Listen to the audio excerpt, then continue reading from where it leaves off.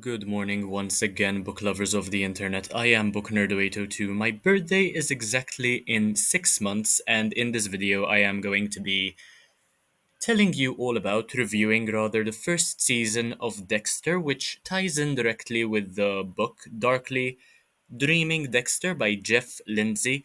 There are some differences, of course. I will also be telling you about those. I finished watching it a couple of days ago, and one of the most interesting things about the show is that I watched the whole season whilst cycling, basically. I was on my static bike watching the whole thing, and I basically couldn't stop.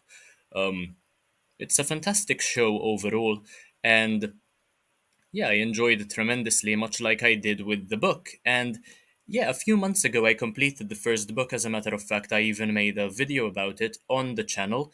And I mentioned how much I agree with what Dexter does and how, through no will of my own, his character resonates so much with mine.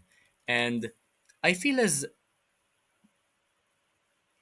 though the ba- I feel as though the show basically took the greatness of the first book and made it even better.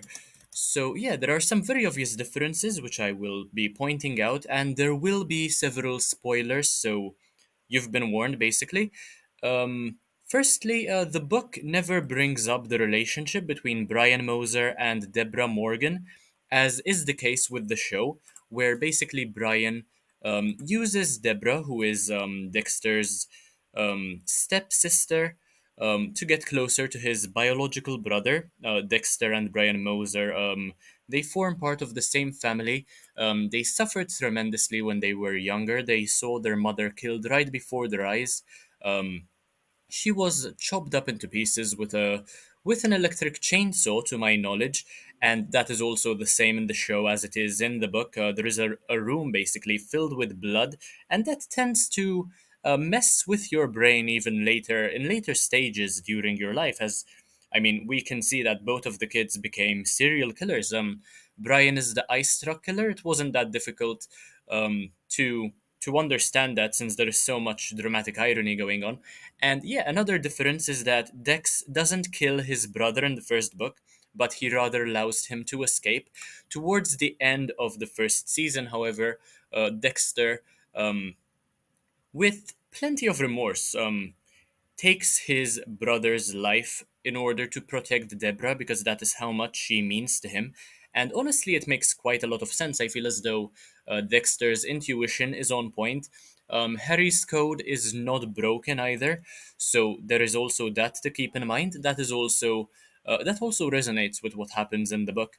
And another significant difference, from my perspective, whilst watching the show and reading the first book, is how jealousy does not seem to play as big a role in the first book as it did in the first season of the show. So, the first season, just a bit of a summary, a bit of context, it revolves around the ice truck killer who kills prostitutes and drains them of their blood prior to butchering the bodies and packaging them nicely for the police to find, and for Dexter to have a game to play in order to understand the way his brother's mind works.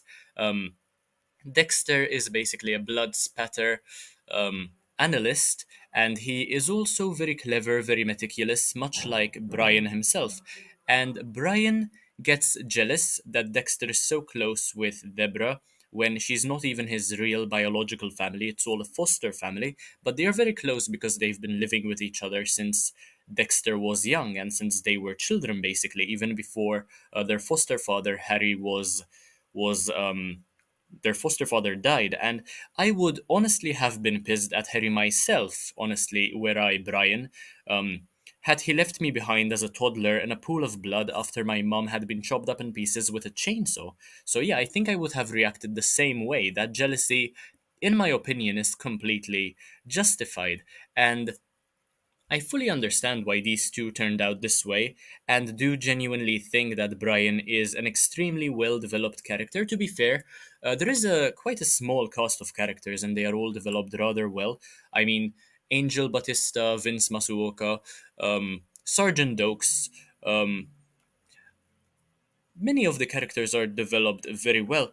Then there is also the politician in the show. In the book, she She dies, to my knowledge. She is killed in action, La Guerta, but she doesn't die in the show. In the first season, at least. I'm not quite sure what is going to happen next, but that is also quite a significant difference that is coming to mind now. So yeah, Dex's character is fantastic too. It's a fantastic one, and his sense of humor, both in the books and the show, is entertaining to say the least. Now, without the humor, I think both in the books and the show, um, I can easily and safely say that it would be a completely different text altogether. It would be interpreted completely differently if Dexter wasn't as humorous, if he didn't come across as such a light hearted person, I suppose. I mean, he's quite a wholesome guy when he's not killing people when the dark passenger isn't around. But yeah, I look forward to watching the second season. I haven't started watching it yet, especially since I'm soon done with the second book, which is Dearly Devoted Dexter, by of course Jeff Lindsay, the same author. I have about 50 pages to go. Shouldn't take me too long to complete, and then I will begin season two, hopefully.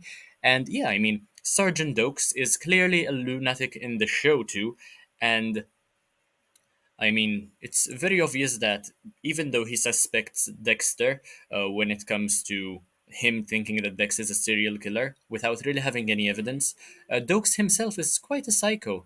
Um, One other difference, not quite a major one as the ones I've mentioned already, is that Deb is not promoted towards the end of the first season, as is the case with the book.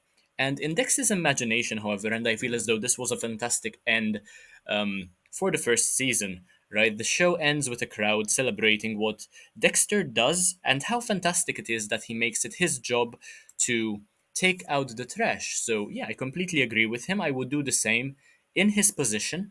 And yeah, this was probably a 4 out of 5 star season, in my opinion, particularly because it felt as though things were going about in circles in some of the episodes, as though all the information wasn't necessary. There were some loose ends as well.